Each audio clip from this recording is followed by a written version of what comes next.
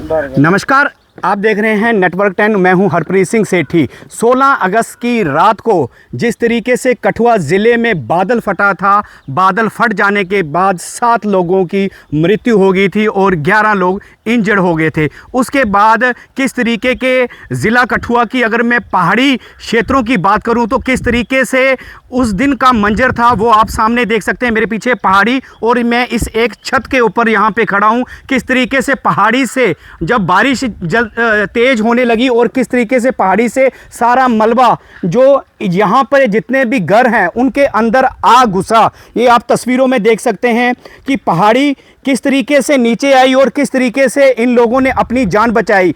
मेरे पीछे आप देख सकते हैं ये जो रोड की कनेक्टिविटी थी, रोड की कनेक्टिविटी में आप साफ तौर से देख सकते हैं कि वहाँ पे कैसे बड़े बड़े पत्थर वहाँ पे आ गिरे हैं। और किस तरीके से अगर हम बात करें कि इस इलाके की, इस घर के जहाँ पे जो मैं यहाँ पे खड़ा हूँ, ये कठुआ की जसरोटा विधानसभा की कठेरा पंचायत है और कठेरा पंचायत के लोग यहाँ पे मेरे साथ मौजूद हैं ग्राउंड ज़ीरो पे। इनसे हम जानने की कोशिश करेंगे कि उस रात को कैसा मंजर था। जी, आपका नाम? मेरा नाम अशोक तुली, वार्ड नंबर 2, पंचायत कठेरा, तहसील डिस्ट्रिक्ट कठुआ का रहने वाला हूँ। तो बताएंगे कि उस दिन क्या मंजर था यहाँ पे? वो बहुत बुरा मंजिल था, समझ लो एक क़यामत की रात थी वो। जब बारिश शुरू हुई तो 10:15 बजे के करीब बारिश शुरू हुई तो हम सभी मोहल्ले वाले जाग उठे। तो 2:30 बजे के करीब पहाड़ टूटा ऊपर से।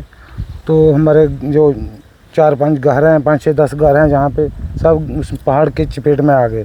तो हम सभी सदस्यों को उठाकर बाहर निकल गए। रोड पर पूरी रात काटी, बहुत बुरा हाल था। बच्चे चिल्लाने लगे, रोने लगे कि हम ये हो गया वो हो गया।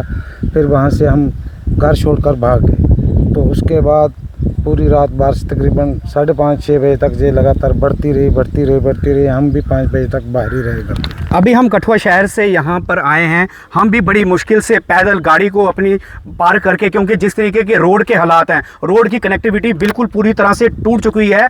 आप भी मेरे से इससे पहले बात कर रहे थे, आप बता रहे थे कि एक और पंचायत है वहाँ पे तो रोड बिल्कुल ख़त्म हो चुका हुआ है। बिल्कुल। तो मैं आपके माध्यम से, आपके चैनल के माध्यम से यही आपसे गुजारिश कहना चाहता हूँ कि हमारी जहाँ के 4-5 पंचायतें हैं, बोड़ा पंचायत है, कठेरा पंचायत है, पेड़ बलोट पंचायत है, सभी पंचायतों की कनेक्टिविटी आपस में टूट गई है और नेटवर्क भी बिल्कुल ख़त्म हो चुका है।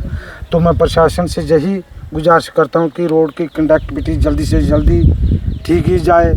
और बत्ती का सिस्टम बिल्कुल ठप पड़ा हुआ है, क्योंकि मोबाइल भी लोग चार्ज नहीं कर पा रहे हैं, एक दूसरे से बात कैसे कर पाएँ और प्रशासन तक कैसे बात पहुँचाएँ। तो मैं आपसे और आपके चैनल के माध्यम से यही गुजारिश करता हूँ कि गवर्नमेंट और प्रशासन जल्दी से जल्दी हमारी कंडी वालों की सूद ले और जो जहाँ लोगों के घर पहाड़ों की चपेट में आए हुए हैं उनकी कोई ना कोई प्रोटेक्शन की जाए, ताकि कोई ना कोई अपने वो ठीक ढंग से ज़िंदगी गुजार सकें।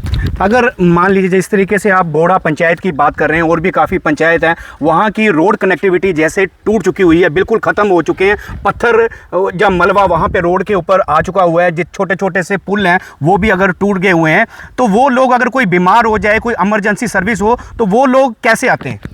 देखो, जहाँ कनेक्टिविटी टूटी है, हमारी जो बोड़ा पंचायत है उसके नीचे एक जसरी गांव पड़ता है, वहाँ पे बिल्कुल रोड कनेक्टिविटी टूट चुकी है। अगर वहाँ पे कोई बीमार हो जाए या कोई ऐसा हादसा हो जाए तो उनको पहले नंबर कंधे पर उठा के लाना पड़ता है, चारपाई पर उठा के लाना पड़ता है कठेरा तक। पहले तो कठेरा तक भी कनेक्टिविटी टूटी थी, मगर अभी 2-3 दिन में थोड़ा रोड खुला है, उनको कठेरे तक पहुँचते हैं, वहाँ से गाड़ी में बिठाकर हॉस्पिटल तक पहुँचाते हैं। मगर ऊपर वाले जो हमारे लोग हैं ना, उनको बहुत परेशानी है। अगर कोई बीमार हो जाए या कोई ऐसी कोई हादसा हो जाए तो वो बहुत मुश्किल का सामना करना पड़ता है। काफ़ी मुश्किलों का यहाँ पे लोगों को सामना करना पड़ता है। यहाँ पे हमारे साथ कुछ और भी लोग हैं, उनसे हम बात करने की कोशिश करेंगे। जी, आपका नाम? सर, दीपक गुप्ता। दीपक जी, किस तरीके का मंजर रहा हुआ है इस वक्त की ग्राउंड की, अभी क्या सिचुएशन है वो बता दीजिए। सिचुएशन सारा आपके सामने ही है, देख लो आप।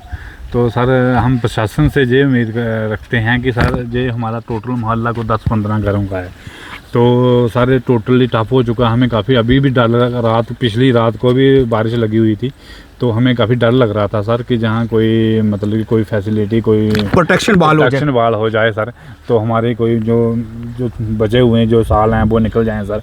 टोटली जो मोहल्ला अब चपेट में आ चुका है सर। ये और बताएंगे कि जो और भी यहाँ पे पंचायतें हैं उनकी रोड कनेक्टिविटी किस तरीके से है? क्या वहाँ पे बिजली की आपूर्ति है या बिल्कुल ठप पड़ी हुई है? सर टोटली ठप पड़ी हुई है। कितनी पंचायतें हैं थोड़ा बता दें। 4-5 पंचायतें हैं इधर क्या क्या नाम? बेड प्लॉट पंचायत है और एक बोड़ा पंचायत है सर।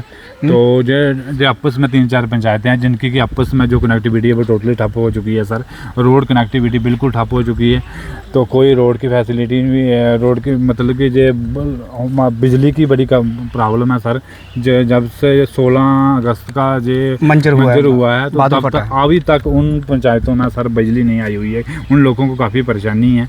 तो हम प्रशासन से यही उम्मीद रखना चाहते हैं कि जल्द से जल्द जहाँ की कोई नेता कोई मेंबर पार्लियामेंट या कोई एमएलए यहाँ पे आपकी हाल चाल जानने के लिए अभी तक पहुँचा है कि नहीं पहुँचा? ऐसे कोई पटवारी वगैरह तहसीलदार वगैरह आए थे, वो मौका जहाँ देख गए हैं, मौके पे आए हुए थे और लेकर भी चले गए हैं। आगे क्या पॉलिटिकल पार्टी के नेता यहाँ पे आपके पास कोई हालचाल जानने के लिए पहुंचे हैं, लेकिन वोट मांगने के लिए तो आ जाते हैं, लेकिन आपके ऊपर इस वक्त इतनी तशद्दुद हो रही है, इतनी आपको परेशानी आप बता रहे हो कि झेलनी पड़ती है, कोई नेता आपका हालचाल जानने के लिए आया यहाँ पे? अभी तक तो कोई नहीं आया सर।